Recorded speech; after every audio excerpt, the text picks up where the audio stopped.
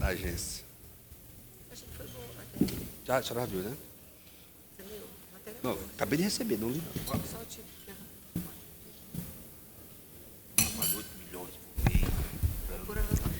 Senhor presidente, senhores deputados, eu vi há pouco aqui um discurso, né, de uma colega tratando de educação, né, falando um pouquinho aí sobre educação. E eu quero dizer aos senhores, sem medo de errar, mas sem medo de errar, de que não falta um único centavo para a educação nesse Brasil. Eu duvido que alguns dos senhores me digam quanto o Brasil gasta em educação por dia. Por dia. Eu vou dizer aos senhores, pasmem, o Brasil gasta 1 bilhão de reais por dia, em média, em educação. E para quê? Para quê, senhores? Para formar, muitas vezes, analfabetos funcionais. Para formar ou para desformar as nossas crianças, se é que eu posso usar esse termo, pode ser que seja um neologismo, né? Para fazer com que a nossa criança saia do ensino fundamental, chegue ao ensino médio, depois de repetir muitos anos, e quando chegar no ensino médio, ela olha para a lousa e ela diz, eu não entendo nada, então eu vou embora. Não estou entendendo nada que o professor está falando, porque não sabe português. E se não sabe português, sequer entende o enunciado da matemática. Quando se fala em colocar mais dinheiro na educação, me vem a seguinte imagem na mente. Uma mangueira gigantesca, cheia de buracos, todinha furada. Adianta o quê? Colocar mais água na mangueira? Adianta o quê? Colocar mais dinheiro na educação? Nada. E sabe por que a nossa educação é tão ruim? Porque os nossos professores, lamentavelmente, hoje, não sabem ensinar. Porque não foram ensinados a ensinar. Eles passaram por um processo ideológico e repetem aquilo que aprenderam. Pronto. Não ensinam. Nós temos que reformar a educação? Sim, nós temos. Precisa de mais dinheiro? Não, nenhum centavo. Precisa aplicar esse quase 1 bilhão de reais por dia, muito bem aplicado em educação. E ensinar o básico. Eu tive com o ministro Ricardo Vélez, tive com ele na semana passada, né? Inclusive me comprometi a encampar com ele esse projeto da nova educação moral e cívica no país, para que nós possamos respeitar os nossos símbolos, cantar o nosso hino, entender o nosso hino, saber quais são os símbolos da nossa bandeira. E ele ficou feliz da vida. Eu falei, ministro, quero prazo. Conseguimos fazer em 20 dias? Ele falou, calma, Joyce, você é muito acelerada, vamos colocar uns 2 meses aí para passar pelas equipes técnicas. Nós precisamos dar um ensino fundamental de qualidade para as nossas crianças, para que elas cheguem ao ensino médio, entendam o que devem aprender.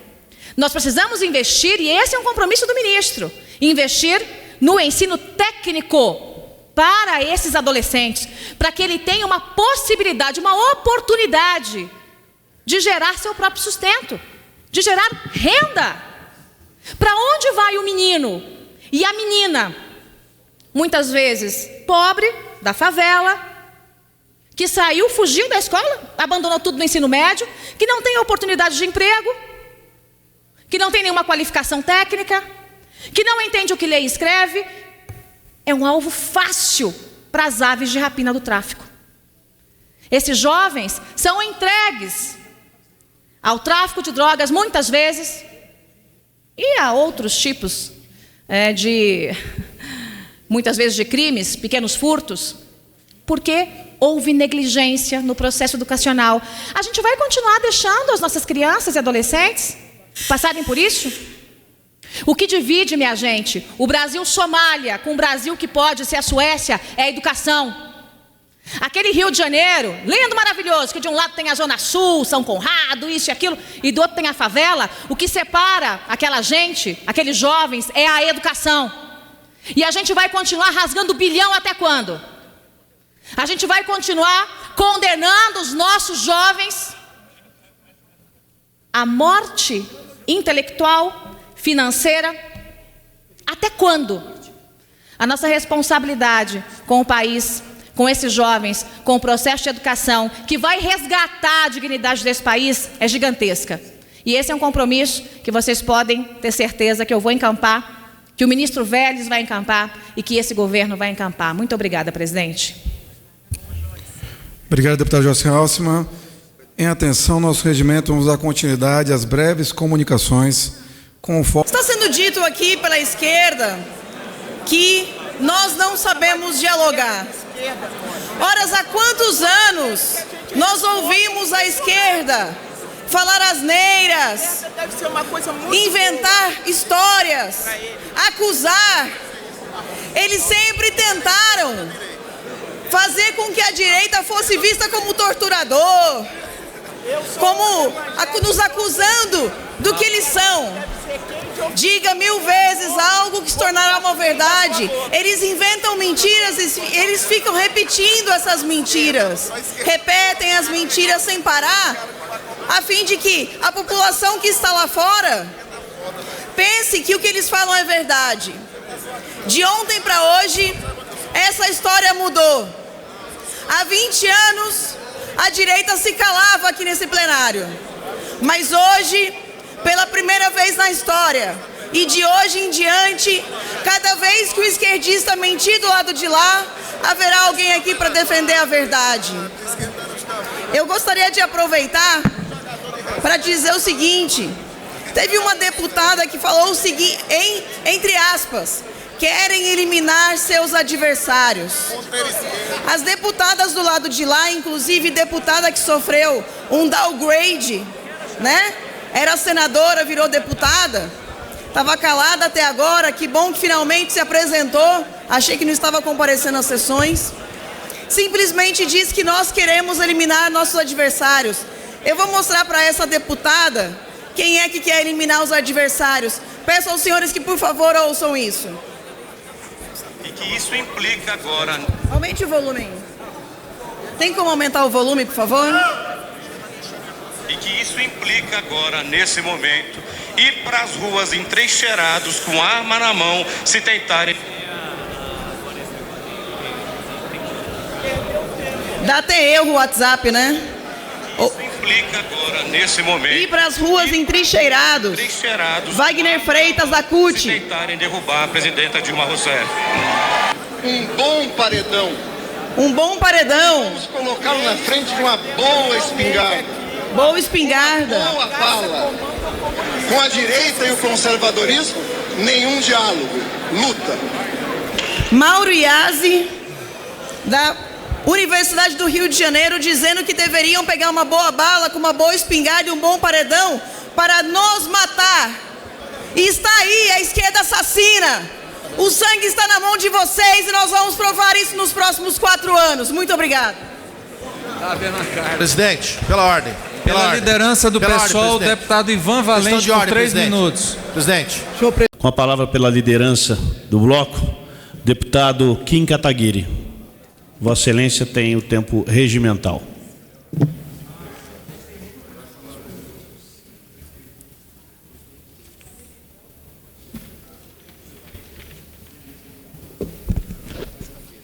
Senhor presidente, senhores deputados, senhoras deputadas, hoje mais cedo nessa casa a gente foi obrigado, infelizmente, a ouvir um pronunciamento da deputada Gleisi Hoffmann, que disse que nos últimos dias este plenário tem sido tomado por, abro aspas, manifestações pornográficas de deputados da base, fecha aspas.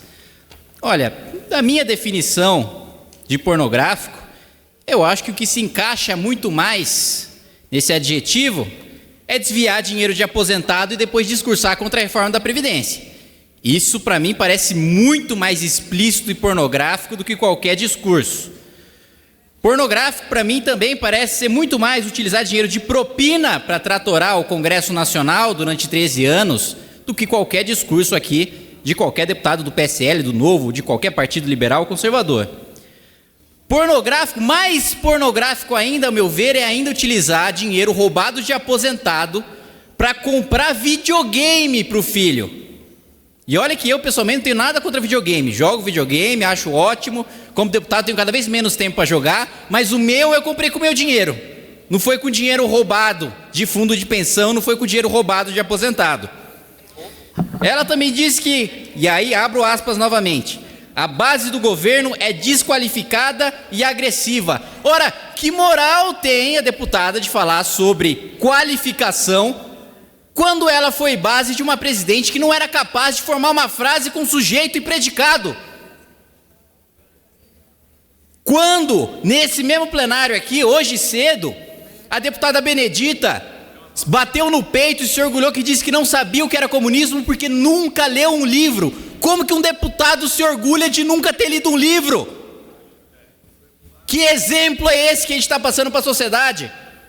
Então aqui a gente analisa as mais altas questões da República, aqui a gente trata dos mais importantes acordos internacionais, das reformas estruturais e econômicas, do nosso ordenamento jurídico, e não precisa ler nenhum livro para isso. E é orgulho ainda falar que nunca leu nenhum livro. Sobre ser agressiva, né? A base do governo é agressivo. Engraçado vir também de uma parlamentar petista, partido que apoia movimentos que invadem terra, que soltam rojão na cabeça de jornalista e matam jornalista, que invadem propriedade. Um partido que tem em seus quadros um ex-vereador do PT de Diadema que empurrou um homem inocente contra um caminhão e quase matou esse homem. Outro ponto, e mais uma vez peço licença para abrir aspas, presidente, foi de que ela disse que, aspas, nós temos história. E esse ponto é o único ponto com o qual eu concordo com a deputada Gleisi Hoffmann. De fato, o PT tem história. O Lula não se tornou o pilantra que é hoje da noite para o dia. Há muito tempo já trabalhava como informante do DOPS, dizia lutar contra a ditadura militar, mas ia fumando cigarrinho do lado dos delegados e do lado dos oficiais da ditadura, para depois trair os seus colegas sindicalistas, para depois vender greve e negociar com o patrão para ele ter o benefício e o empregado ficar completamente marginalizado. De fato tem história. Dilma também teve uma atuação muito expressiva e republicana durante esse período, explodindo bombas, saqueando bancos. De fato, é uma história maravilhosa. E um desafio que foi feito pela deputada Gleisi Hoffmann foi de que o governo Bolsonaro fizesse 1/3 do que o governo Lula fez. Se o presidente Bolsonaro me permite dar a sugestão, se ele quiser seguir a sugestão da deputada Gleisi Hoffmann, eu sugiro que ele cause 4 milhões de demissões. 4 milhões de brasileiros desempregados, que o PT gerou 12. Sugiro também que talvez ele fraude 1% e leve 1% para o seu partido dos contratos da Petrobras, que o PT levava 3%. Aí o governo Bolsonaro vai ter feito 1/3 do que o governo Dilma disse. E para terminar, senhor presidente, ela diz com muito gosto, aspas novamente, não viemos do submundo das redes sociais. Pois eu digo, presidente, que eu prefiro ter vindo das redes sociais e das ruas do que do submundo, do crime, da propina e do terrorismo. Obrigado, presidente. Obrigado, deputado Kim Kataguiri. Com a palavra pela liderança do PT.